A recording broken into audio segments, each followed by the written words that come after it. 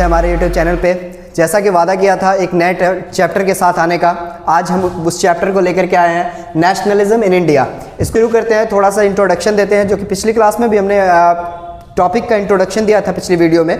अब हम इसमें थोड़ा सा नेशनलिज्म असल में है क्या, इसके बारे में समझने की कोशिश करते हैं, या फिर नेशनलिज्म इन इंडिया इमर्ज कैसे हुआ, इंडिया में नेशनलिज्म कैसे आया, इसके बारे में बात करते हैं। इंडियन नेशनलिस्ट मूवमेंट जब शुरुआत हुआ था तो सबसे पहले ये याद रखिए, इंडियन नेशनलिस्ट मूवमेंट अगेंस्ट था किसके? ब्रिटिश रूल के। हमारे यहाँ ब्रिटिश रूल जो आई थी 1765 में, उन्होंने दीवानी राइट लिया था। 1857 के बगावत को हमने देखा था, रिवॉल्ट को देखा था, और उसी तरह से हम आगे भी बढ़े थे और एक वेल एस्टैब्लिश ब्रिटिश गवर्नमेंट को हमने यहाँ देखा था। उसके खिलाफ इस लड़ाई के बारे में हम बात कर रहे हैं, जिसका नाम नेशनलिज्म है और जिसके बारे में बात हो रही है, ठीक है। तो अगेंस्ट ब्रिटिश इंपीरियलिज्म, इंपीरियलिज्म किसको कहते हैं? एक कंट्री का जब दूसरी कंट्री पे ओवरऑल डोमिनेंस हो जाए। ओवरऑल डोमिनेंस से क्या मुराद है? मतलब सोशल, पॉलिटिकल और इकोनॉमिकल डोमिनेंस हो जाए एक टेरिटरीज का, तो उसको हम कहते हैं इंपीरियलिज्म। क्या कहते हैं? इंपीरियलिज्म कहते हैं। दूसरा पॉइंट इसमें क्या कहता है कि nationalism in India is associated with the anti colonial movement.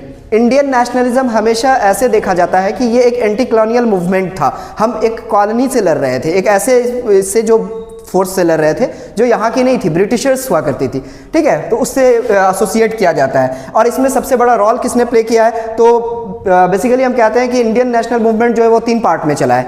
1857 से 1905 पहला पार्ट रहा है, 1905 टू 15 दूसरा पार्ट रहा है, और 1915 टू 47 तीसरा पार्ट रहा है। तो कांग्रेस 1905 के बाद जो है 1885 से 1805 तक बहुत नॉर्मल रहती है, मॉडरेट रहती है, ठीक है। Under Congress the leadership of Mahatma Gandhi, Congress जो है जब 1915 में महात्मा गांधी के लीडरशिप में आती है तो ये एक मास मूवमेंट चलाती है। क्या कहता है? Congress under the leadership of Mahatma Gandhi made the national movement as a mass movement, ठीक है। कांग्रेस ने महात्मा गांधी के लीडरशिप में इस मूवमेंट को, नेशनलिस्ट मूवमेंट को एक मास मूवमेंट बनाया, और फाइनली 1947 में देश आज़ाद हुआ। लेकिन इसके पीछे जो भी हिस्ट्री है उसको हम ऐसे ही छोटी छोटी वीडियो में दिखाने का कोशिश करेंगे। आप हमारे साथ बने रहे। Thank you so much.